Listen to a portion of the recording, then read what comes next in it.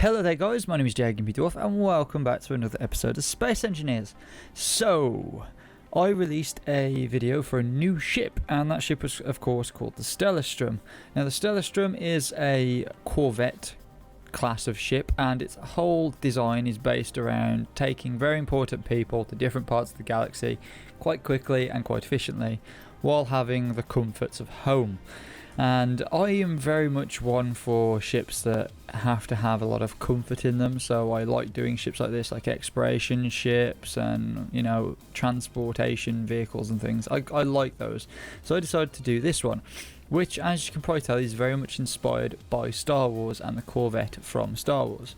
Hence why we've got Coruscant in the background there, looking as badass as usual. And yeah, it's a very different build to the Gallimere and stuff like that. It's very strange in the design, and the way I had to build it was a little bit more different. In fact, it actually took a bit longer to build as well. So yeah, it was quite an interesting thing to build, and I had to cater for planets, because of course planets will hopefully one day, sometime this year, next millennia, get released. And you know, I really had to think, how would it take off, what would happen with this. So this is what I ended up with, and what we've actually got is we've got some hydrogen thrusters on the back with some regular thrusters giving it some forward propulsion, and then we have 4 on the back end of the large hydrogen thrusters from Azimuth, which are really nice, and then we have 4 on the front as well, just to give it an equal push as it, you know, as it flies out of the atmosphere and all that gubbins.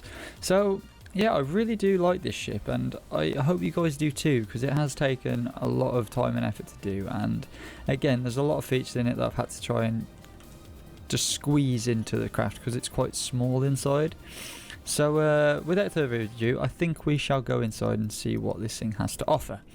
So immediately you're greeted with the boarding ramp, which will come down with the landing gears. That is just a standard thing that happens. I wanted to make it so it's as easy to get into as it is to get out of, and it has one entrance, which is through the back, which is very nicely lit, and we also have a window up above there just to give it a bit more air inside this area. And yeah, I must admit, this is a very nice place to be, in all fairness. I do like being inside here. It's just a nice thing to walk into, and in fact I think I may have found a bit of a colour mismatch. Let's deal with this now while we're here, eh? Nope, maybe not. But either way, we have this back door section, which is, you know, just a general walkway. We've got a bit of detailing here and there, the buttons to access the landing gears and the ramp and all that, so you can manually override it from back here rather than having to go to the cockpit. And then we also have this force field. Now the force fields came in really handy for this, because I didn't want to waste a lot of space with an airlock, so I just had this landing section which is just separated off by a force field. And as I am outside, as you see, I've got no oxygen, but if I back up into it, I now have oxygen. And that's the one thing I wanted to get through on this, because it's a Star Wars based ship, and Star Wars has force fields that allow for you to, you know, be able to take your helmet off when you're in there. So that's the sort of thing I wanted to go for with this. And you know, it's a bit more friendly just to walk in and walk out again. Trouble is, you have to make sure you have your helmet on if you're on survival, which is a bit, you know, can be a bit of an issue if you're stupid. So on the left and the right, we have 2 bedrooms. Now these 2 bedrooms are for probably, like, you know, quite high class people who demand privacy, you know, when they're flying and all that. So when you press this button, you are greeted with this very compact doorway and random slowdown. That was weird. I have no idea why that just did that, but that was very strange. Either way, we have a lovely, like, large desk space here, so you can stick your laptop or computer on here and work away while you're flying to wherever you're going. We have a double bed in case you do bring along somebody else. You can sleep in here, you can look up out the window. It's very nicey in there, and it's quite cozy, in all fairness. I like it a lot in these rooms. And then we've got some chest of drawers as well, just tucked away, so you can store any clothes or anything in case the journey is quite a lengthy journey. Now the 2 bedrooms have light switches, of course, so you can switch the lights on and off. And as you see, you still get a bit of light come through from the staircase and from the outside, but that is, you know, something you can't really get rid of, because I wanted lights in there just so you can see. They do switch off when the landing gear come up, so that won't be a problem when you're flying. It's just when you're landed and you want to be sleeping, it's a bit of a bother. You get a lot of light coming, but oh well. So we'll close this door. Now, most of the doors have buttons. Reason why is because I have found it gets a little bit glitchy every now and then with pressing the door buttons. So we're using these ones for now. The bedroom on the other side is exactly the same, so we don't need to see that. Now, walking in here, we are greeted with the main passenger area. Now, this back section is seats all facing forwards to the ship, so you know you can just have two people in a cell on their own watching TV or whatever on here and doing a bit of work on the desks. Again, you can fit 8 people back here, which is quite nice, quite spacious as well. Plenty of foot room. If I sat in these, plenty of foot room, and it's it's quite nice in here. In all fairness, it's quite cozy. We've got quite a nice big walkway here with some lights that will turn on and off when the captain decides to. On the left and right, we have first aid stations, just in case you do need that for whatever reason. And we have some other storage areas, because of course there is no overhead storage compartments.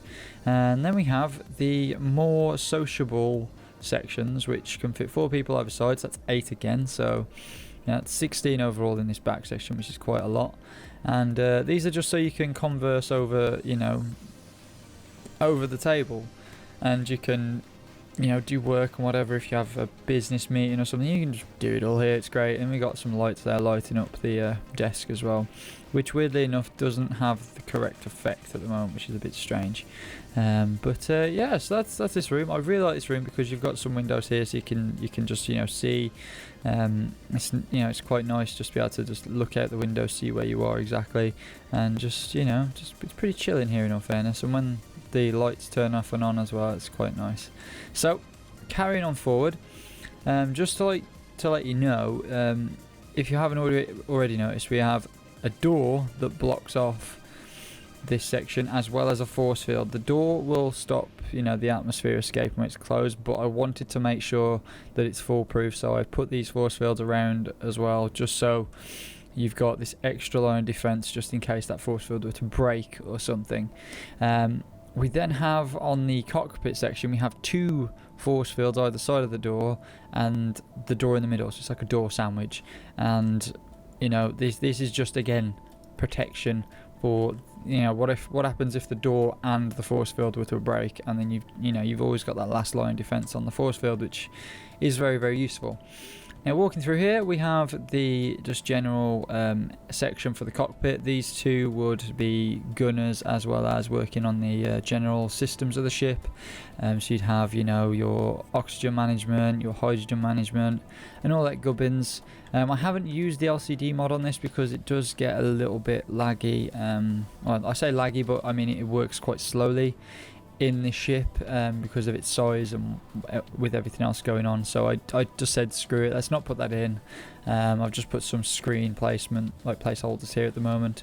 But coming up to the front, you then have this lovely seated section. So we have the co-pilot on the left and the pilot on the right. I've done it that way because I'm right-handed, so I have a stronger right hand, so I figured let's put the cockpit on the right hand. These 2 cockpits are fully oxygenated, so you won't have any issues with if this were to depressurize. The 2 back seats, however, don't have oxygen connected, so they could die. The cockpit, you have quite a nice 180-degree view all the way around, so you can see what is going on. The only thing I would say is you can't really see above you. That was just for more of an aesthetics thing, because Star Wars Corvette looks like that as well. It has quite a narrow window section, but in all fairness, I quite like it. It's quite cozy, it's quite compact, and I like the sort of the pedestal you have to walk up to get up to these chairs. So overall, this ship works quite well. I can take off fairly quickly and it brakes quite quickly, and then pulling off, it's fairly slow, but for a ship of its size, it's quite good. Manoeuvrability wise, it is quite nippy, so it will turn and bank and do whatever you want quite well. Now, what I will do is I'll just show you some of the features. So in this cockpit, you do have the controls for the landing sequence, taking off sequence. You then also have the option to turn the guns on and off. and you also have turning off the boarding ramp or turning it on just in case you want to lock it for whatever reason. And then we have the landing gears, so we can lock and unlock the landing gears if we want to, if we are going to be, you know, staying where we are for a while. So what I'll do is I'll actually activate the takeoff sequence, which is the number 2. So if I hit number 2, what will actually happen is you'll notice the lights, the landing gear come up, and if I actually look down there, the light is actually now turned off. So this light turns off when those are closed, and then when I were to press it again to open, you'll notice the light will come back on once the ramps and that are down. So the ramps and that will come down any second now. There we go. And where's my lights at? They should be on. Either way, let's go and walk to show proof of concept. There we go. The lights are on. So that's what happens when the doors open and the landing gears will come down with it. But let's just close them for now. Let's show off some of its other capabilities. So as you can see, taking off is quite a breeze in this thing. It is again hydrogen, so it does give us a lot of oomph. So I can go up and down faster than I can forwards and backwards. But flooring this thing, I don't know, it does get up to a certain speed quite well. And thanks to the piston and rotor update, the pistons are behaving really well. And they're locked down fully now rather than wobbling around like they used to before, because this was partly designed in the stage where they hadn't fixed pistons. And yeah, it does pretty well at just general manoeuvrability, and the power consumption isn't that bad either. So, you know, that's a thing you need to worry about, then there you go. But yeah, I think that's really all to show you. I mean, there's not a lot else. I can show what's on the other chairs if you really want to. So let's go and show you these. So on this chair we have some turrets that we can click control on. However, controlling doesn't actually take you into the control of said turret. It just, you know, it doesn't do a lot really. What I want to do is I want to go show blocking terminal. And I want to Gemini turrets and go show blocking terminal. And where are they? Let's come out of that, go back into that. Are they there now? Here we go. So if I just jump into one of these, it's because they're turned off. There we go. So if I were to go back into this seat and turn everything on and get the actual weapons up, I'll show you the machine guns on the side. So there's the machine guns on the side. They're just there for just general purpose defense. They're quite widespread, so you can't really get shots quite close to the enemy, but they're just there really to bother people and tell them to get the frig out of the way. It's just a, you know, method of scaring people off. But if I hit control on these now, we do have control over them. This is the top turret facing forwards, and these are lovely turrets. They do fire rockets, so they're quite heavy on attack, which is quite nice. You'd prefer that to just having some machine gun fire. That one's the same. And then if we jump into the Copilot, he will have a few more things. So the Copilot has controls over the day-night switch, which will change the lights to like an orangey hue rather than the lighter hue that I've got on currently. And then of course we have the standard, you know, the beacon and the antenna.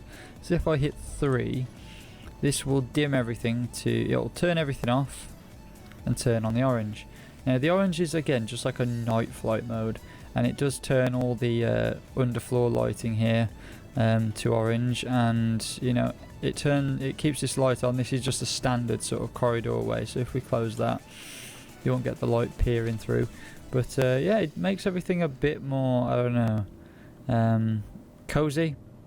I always think, you know, orange is quite warm, so it adds like a cozy colour to it, so help passengers sleep a bit more at the nighttime sections and whatnot. And of course in space it's quite difficult to gauge when it's daytime, nighttime, so you can do this to sort of trick people into going to sleep and stuff, which is quite nice. So yeah, that's about it really. I mean, let's turn the lights back, and yeah, I think that's just about it to show you guys what is actually going on with this craft. I mean, there are quite a few features with it, but I mean overall it's fairly simple compared to some of my other things. if you guys have enjoyed this and you want to see more, then just keep screaming at me in the comments. If you want me to build something specific, then just shout at me, and if I like the idea, I'll happily go ahead with it. Again, some things I may decline because you have to be in the mood to build things like this, and again, if I find something I enjoy from the last video that I did ask for ideas and suggestions for, then I'll happily do it, and just keep an eye on these videos and see what I produce next. If you guys have enjoyed, please like, and of course subscribe for more. Go and check this out on the workshop as it is available now, and I will see you guys later. Peace!